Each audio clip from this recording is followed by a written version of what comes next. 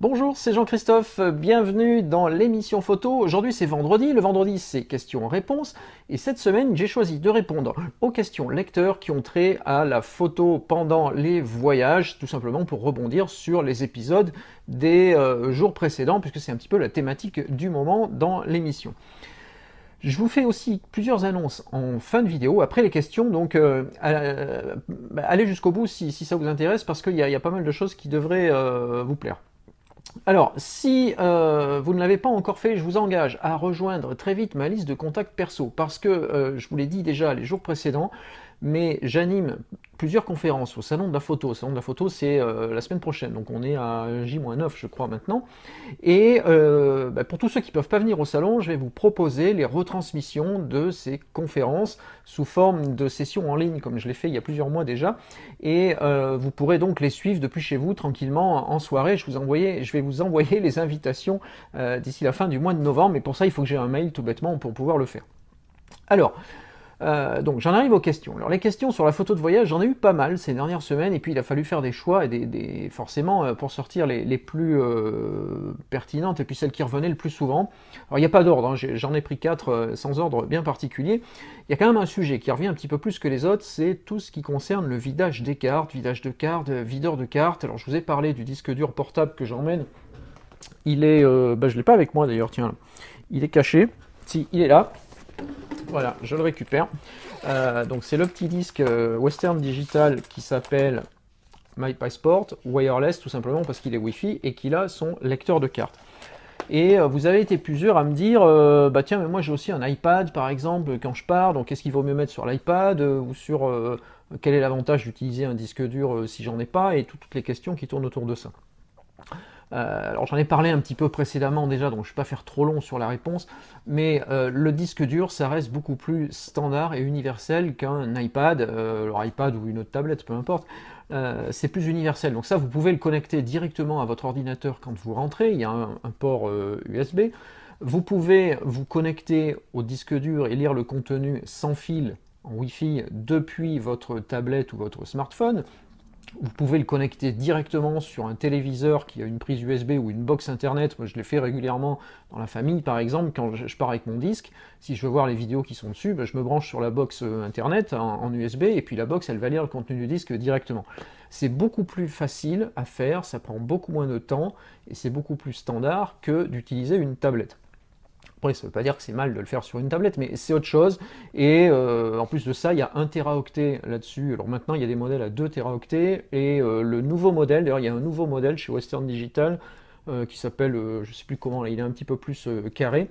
Et il y a aussi un modèle 3 Teraoctets qui a un petit peu plus d'autonomie de batterie. Mais celui-ci tient la semaine déjà. Mais enfin, la semaine, c'est 5 à 6 heures à peu près en continu. Et je crois que le nouveau doit tenir 2 ou 3 heures de plus.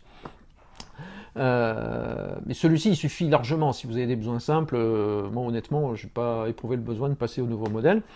C'est 1 Teraoctet, vous n'avez pas ça sur une tablette, quoi. Clairement, une tablette de 64 gigaoctets, ça coûte déjà un petit peu cher. 128, je crois qu'il y a des modèles maintenant, ou peut-être 256 sur les modèles Pro, ça coûte hors de prix. Donc il vaut mieux acheter un disque ou deux comme ça va vous coûter moins cher qu'une seule tablette, et au moins vous avez de l'espace en quantité. D'autant plus que le gros avantage de ce disque-là, je ne vais pas faire de la pub spécialement pour celui-là, parce qu'il y en a d'autres qui fonctionnent pareil, mais Wi-Fi et lecteur de carte, il y en a très peu en fait. Alors si vous en connaissez d'autres, ça m'intéresse, mais pour le moment, j'en ai pas trouvé d'autres. Et le gros avantage, c'est qu'il va faire une sauvegarde incrémentale. Alors, ce que ça veut dire, rapidement, c'est que chaque fois que vous mettez la carte mémoire à l'intérieur, si c'est une carte que vous avez déjà utilisée, il ne va pas tout recopier à chaque fois. Il va simplement reconnaître la carte. Chaque carte a un libellé, donc il va vous faire un dossier qui s'appelle import carte SD. Il y a un dossier par carte, même si c'est une carte que vous avez utilisée il y a 2 ans, il va la reconnaître, et il va faire la différence entre ce qu'il connaît déjà de cette carte et ce qui est nouveau. Donc moi, quand je fais mes sauvegardes tous les soirs, il ne me recopie pas tout le contenu de la carte depuis le début du voyage. Il me recopie simplement ce que je n'ai pas encore copié depuis la veille. Ça, l'iPad, il ne sait pas faire, il copie tout. Donc c'est beaucoup plus efficace et rapide de le faire comme ça. Voilà pour la question du videur de cartes. Sinon, la solution ultime, si vous voulez investir dans rien du tout, voyager plus léger, c'est d'acheter plusieurs cartes, parce qu'honnêtement, aujourd'hui, des cartes de 16 Go, c'est pas très cher, et puis ça évite de trimballer des disques, et c'est aussi une autre possibilité. Ensuite, on va parler d'hyperfocal. Alors j'ai plusieurs fois eu la question sur l'hyperfocal, comment tu fais, on parle plus de prise de vue là, mais comment tu fais pour gérer la mise au point dans tes photos de rue, quand tu es en voyage. Alors là je rentre de New York, donc je fais beaucoup de photos dans la rue. Est-ce que tu utilises l'hyperfocal? Si oui, comment? Donc, réponse claire, je n'utilise pas l'hyperfocal. L'hyperfocal, rapidement, c'est le fait de régler la mise au point sur votre objectif en fonction de la focale de l'objectif et en fonction de l'ouverture. Donc focale, ouverture, ça va vous allez régler en fait la mise au point de l'objectif pour avoir la plus grande zone de netteté possible, la plus grande profondeur de champ possible pour cette focale et cette ouverture. Ce qui fait que, par effet de conséquence, en fait, plus la zone de netteté est grande, plus vous avez de chances que le sujet qui est à l'intérieur soit net. Alors, il n'y a toujours qu'un seul plan net, forcément, mais on assimile ce qui est avant et ce qui est après le plan focal du sujet à une zone de netteté. Alors c'est une façon qu'on avait avant de travailler dans la rue parce que, alors je dis avant, parce qu'avant l'autofocus en fait, voilà, pour le dire simplement, quand on était en mise au point manuelle, pour aller vite, on se calait sur l'hyperfocale, et puis on avait en plus des objectifs qui avaient des petits repères sur les côtés, enfin sur le bord de l'objectif, donc ça aidait à connaître l'hyperfocale, et ça allait très vite. Aujourd'hui, qu'est-ce qu'il en est? Aujourd'hui, déjà, on n'a plus ces repères-là sur les objectifs, ou très peu, bien que, en fait, je dis une bêtise, parce que celui que j'ai amené dans les deux, il y en a un qui l'a, mais bon. Mais c'est assez rare. Sur les objectifs réflexes, normalement, il n'y en a plus. Ensuite, on a des autofocus qui sont tellement performants aujourd'hui que, sincèrement, très souvent, l'autofocus va faire la mise au point plus vite que vous n'aurez le temps, vous, de la régler ou de calculer l'hyperfocale. Parce que le problème de l'hyperfocale, c'est que ça change avec la focale et que ça change avec l'ouverture. Alors si vous travaillez toute la journée, si vous faites des photos avec une focale fixe à la même ouverture, tout va bien, vous calez le matin, jusqu'au soir c'est bon. Si vous avez un zoom et que vous changez la position du zoom, donc la focale en permanence, c'est jamais bon, il faut recalculer à chaque fois. Il y a des applis pour smartphone, il y a le stylo et la calculatrice, franchement, pour le dire comme ça, c'est pas pratique, quoi. Donc l'autofocus, ça reste la meilleure solution. C'est ce que j'ai fait sur mes photos. Les boîtiers que j'avais, l'autofocus marche suffisamment vite pour ne pas avoir à m'embêter avec ça. J'appuie, clac, l'autofocus fait la mise au point sur le sujet. Il y a des modes de détection de zone.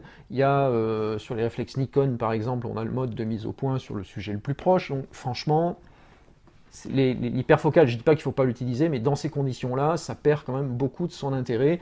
Et donc, pour refaire une réponse très courte, non, je n'utilise pas l'hyperfocale et je vous engage vraiment à utiliser aujourd'hui l'autofocus de votre boîtier. Alors, les puristes vont peut-être crier au scandale, mais je pense que pour l'amateur ou le débutant en photo, c'est se casser la tête pour rien que d'essayer de faire ça.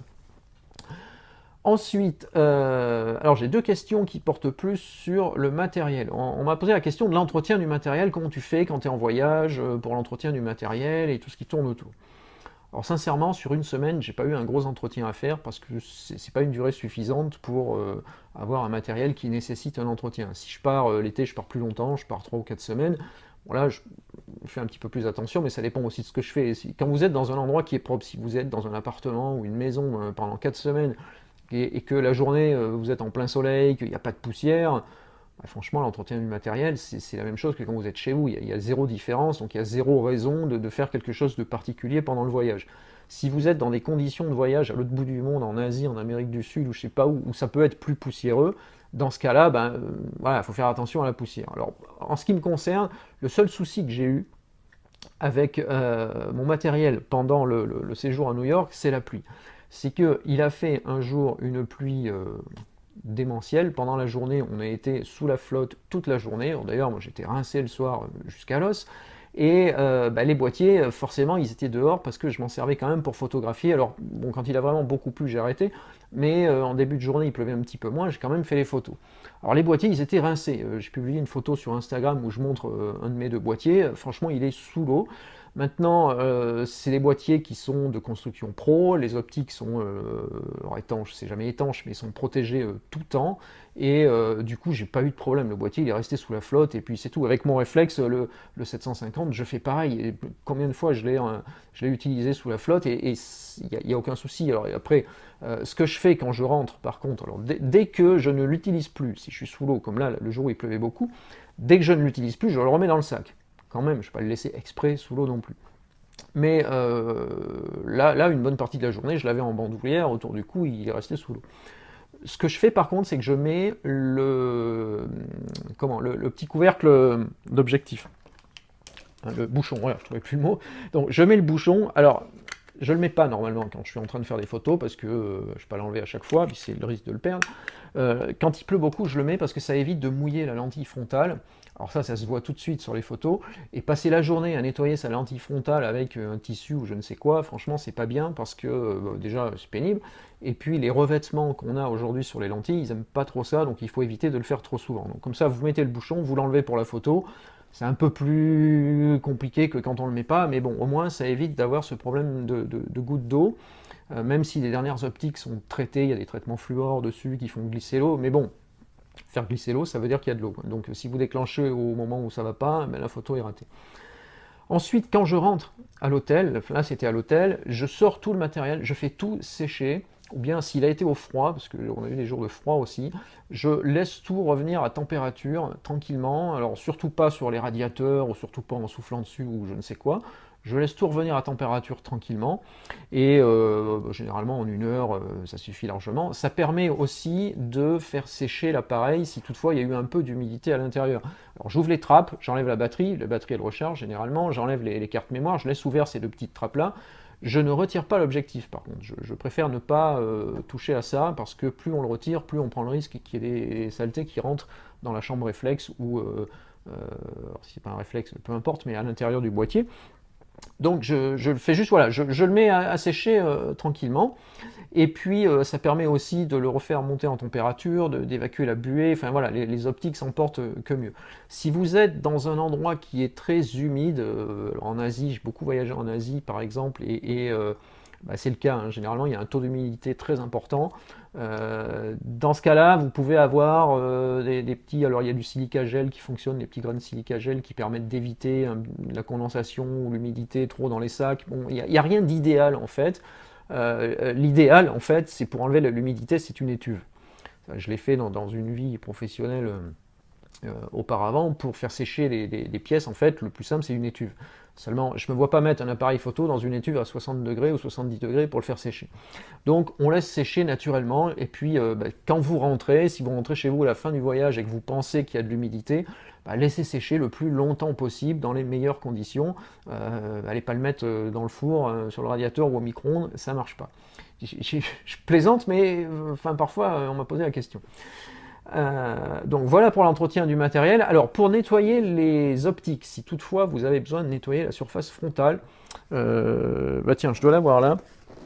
J'ai un papier spécial optique. Alors honnêtement, je ne sais pas si ça se fait encore, parce que vous allez voir, vous allez rigoler, mais c'est du papier pour nettoyer les surfaces optiques. Alors ça, c'est Kodak qui faisait ça, et honnêtement, si quelqu'un a la réponse, je suis preneur, parce que je ne sais pas si Kodak le fait encore. Ce truc-là, j'avais un stock, c'est un photographe, un ami qui m'avait donné un stock il y a pas mal d'années, et je vis sur le stock. Vous voyez que c'est un papier qui est hyper fin, alors c'est feuille à cigarette, hein, enfin feuille de papier à cigarette, c'est hyper fin, je ne vais pas trop le sortir, parce que sinon après il est foutu. Et ça, c'est un papier que j'utilise en tournant, comme ça, alors toujours en rond, hein, quand vous nettoyez une lentille, et pas comme ça pour faire des rayures. Donc, voilà, si vous voyez qu'il y a des grains de poussière ou autre, vous soufflez pour les enlever avant, bien sûr. Mais si vous avez des traces grasses, par exemple, le plus simple, moi ce que je fais, c'est que je souffle légèrement sur l'optique, comme elle est un petit peu fraîche, souvent plus que le souffle de la bouche, ça fait une petite humidité rapide, hop, un petit coup de papier par-dessus, et ça part. Alors pourquoi il est dans cet état-là? Simplement parce qu'il a encore repris l'eau, là. Et du coup, j'ai fait sécher après. Et l'avantage, c'est que lui, par contre, je le mets sur le radiateur, il sèche et il repart. Donc ça, c'est ma solution de nettoyage. J'ai rien d'autre. Après, j'ai juste une petite microfibre pour nettoyer le boîtier. Voilà, mais bon, c'est pas sur une semaine, honnêtement, c'était pas très utile. Quatrième et dernière question. Alors, vous avez été plusieurs à me poser la question du trépied. Alors, surtout pour New York, parce que j'ai quelqu'un, entre autres, qui m'a dit, mais tiens, quand tu es en haut de l'Empire State Building, est-ce que tu as un trépied pour les photos? Voilà. Alors, j'ai pas pris de trépied. Je suis pas très trépied déjà à la base, je suis plus monopode que trépied. parce que déjà la première chose c'est que c'est encombrant et que sur ce type de voyage, franchement j'ai pas envie de m'embêter avec un trépied, même s'il y a des petits, légers, mais alors plus c'est petit, plus c'est léger, moins c'est stable, donc du coup est-ce que c'est encore intéressant? Il y a le fait de l'avion, c'est que le trépied il passe pas en cabine pour la plupart des compagnies, donc il faut le mettre en soute. Et alors c'est pas un problème, mais enfin voilà, ce qui est en soute, on sait jamais si ça va arriver quoi. Ça m'est arrivé déjà une fois ou deux de pas avoir mes bagages tout de suite, donc ça peut être un problème. Et toute la journée, il faut se trimballer le trépied. Alors si vous faites des photos, si vous faites un voyage avec des paysages, il y a des gens qui vont en Islande ou je ne sais où, bah oui, là ça peut être carrément utile d'avoir un trépied, si vous faites de la pose longue, voilà, dans toutes ces conditions-là, oui, prenez un trépied. Pour tout ce qui est ville, capitale, le voyage un petit peu comme j'ai fait là, les États-Unis, quand je ne suis pas en mode photo de paysage, je ne prends pas de trépied parce que ça m'encombre, tout bêtement. Alors pour répondre à celui ou celle, je ne sais plus, qui m'a posé la question pour l'Empire State Building, je crois que c'était sur Instagram, non, j'ai pas pris de trépied pour les photos de nuit là-haut, malgré que effectivement, je ne vais pas dire que j'en crevais l'envie, mais que ça m'aurait facilité la vie, tout simplement parce que déjà pour le monter, il y a un contrôle sécurité, on passe un portique, et je ne sais même pas s'il serait passé, très sincèrement. Peut-être que oui quand même, mais enfin on ne sait jamais. C'est surtout que vu le monde qu'il y a en haut de ce building, c'est juste pas possible de mettre un trépied et de penser que vous allez faire une photo pendant 10 ou 30 secondes et que personne va toucher à l'appareil. Il y a foule. Même à minuit, je crois que ça ferme à 2 ou 3 heures du matin, il y a toujours foule. Donc ça ne le fait pas.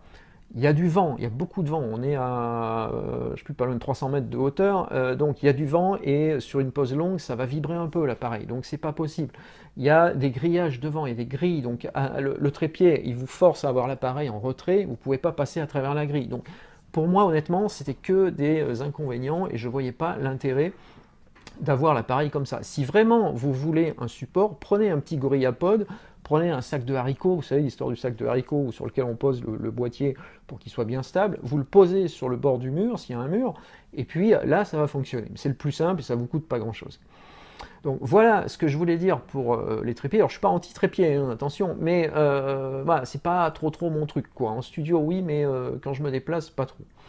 Alors, je vous avais dit que j'avais quelques annonces à vous faire. Alors, la première, ça concerne les bouquins. Alors, déjà, je vous l'ai montré là depuis le début, le Freeman qui s'appelle 50 pistes créatives pour la photographie, dont je vous parle depuis plusieurs semaines, ça fait un peu plus d'un mois que je l'ai, merci à l'éditeur. Ça y est, il est dispo. Les premières livraisons ont eu lieu hier, tous ceux qui l'avaient précommandé sur Amazon l'ont reçu hier, il est dispo normalement dans toute bonne librairie. Et franchement, allez-y, les yeux fermés, ce bouquin-là, c'est que du bonheur. Je vous en ai parlé longuement, je ne vais pas vous refaire le truc, mais c'est vraiment une source d'inspiration exceptionnelle. Moi, toujours sur mon carnet, vous savez, je vous parle souvent de mon carnet, mon Evernote, la Moleskine. J'ai pris des tonnes et des tonnes de notes.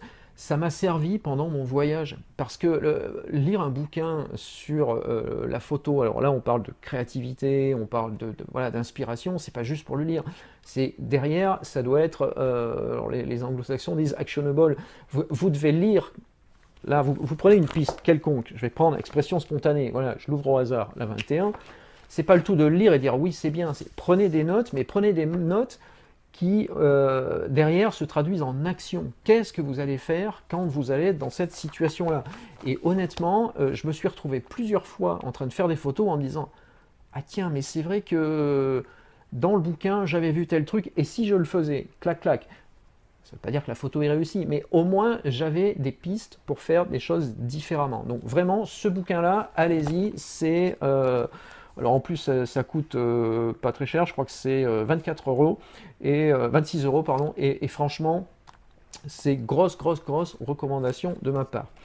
Alors la semaine prochaine, je vous parlerai beaucoup de livres, parce que j'ai un stock, en fait, que j'ai pas eu le temps de traiter avec le salon, avec le voyage, j'ai pris beaucoup de retard.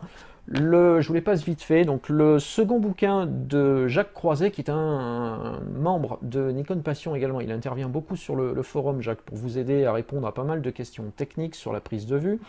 Il a également écrit plusieurs des tutoriels qui sont sur le site. Donc ça s'appelle Tous photographes sur le terrain. Alors d'ailleurs, il y a des passages qui sont faits par d'autres photographes. C'est intelligent comme approche. Jacques, il a demandé à d'autres photographes de donner un avis, de faire quelques pages, des photos. Il y a entre autres Didier Roppers qui est intervenu dans ce bouquin-là, qui est un de nos modérateurs sur le forum. Donc Didier, il vous parle beaucoup de studio, de flash, de tous ces sujets-là. Donc là aussi, je n'ai pas encore fait la revue, mais allez-y sans problème. C'est donc Tous photographes sur le terrain, Jacques Croiset, et c'est édité chez Duno.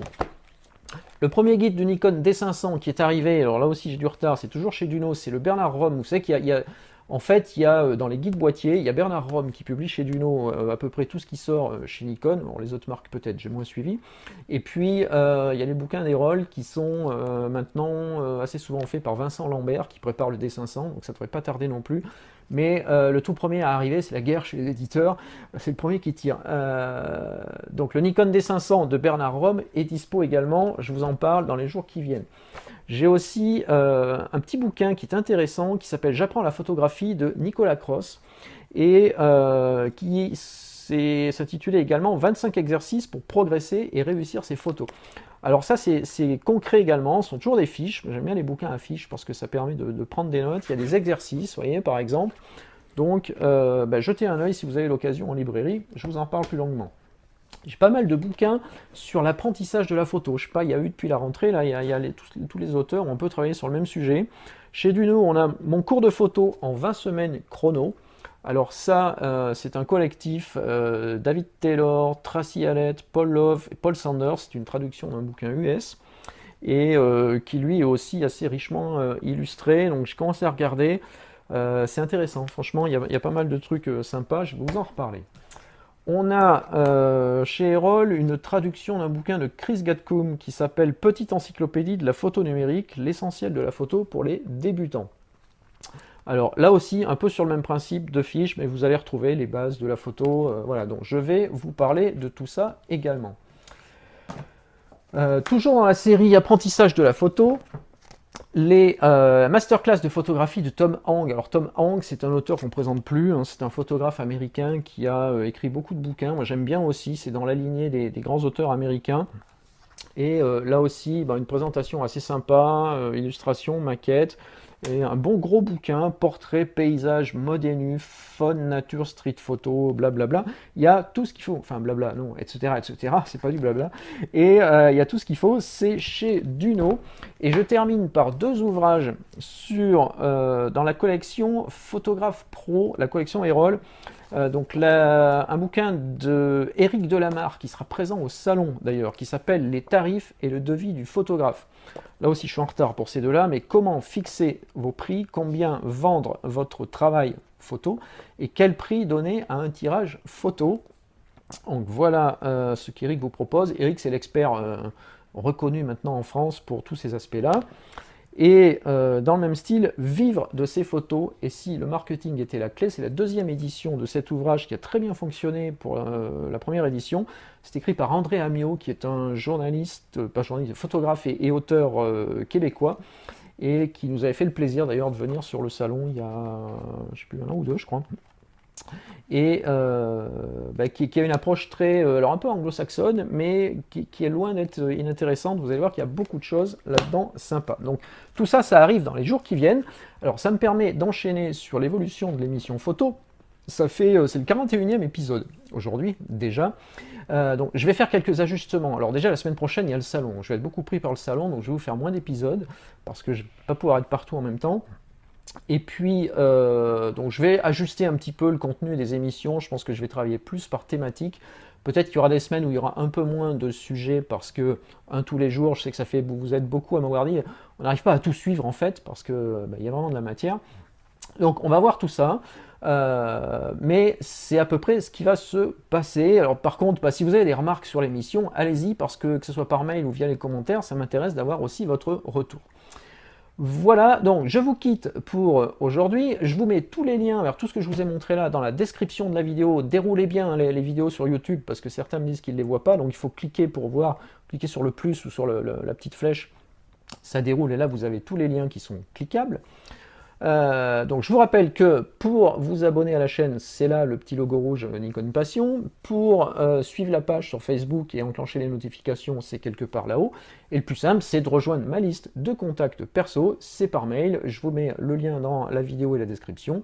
Vous m'envoyez un prénom pour que je sache à qui écrire, une adresse mail pour savoir à qui l'envoyer, et puis je vous envoie chaque semaine un article inédit sur la créativité, et puis toute l'actu du moment à ne pas rater, et sous peu donc les invitations pour les conférences en ligne, le replay des conférences du salon. Voilà, je vous ai tout dit, c'était un petit peu long, mais avant le week-end, je pensais voilà, j'avais envie de vous parler de tout ça. Donc très bon week-end, je vous retrouve la semaine prochaine, et merci de m'avoir suivi jusqu'ici.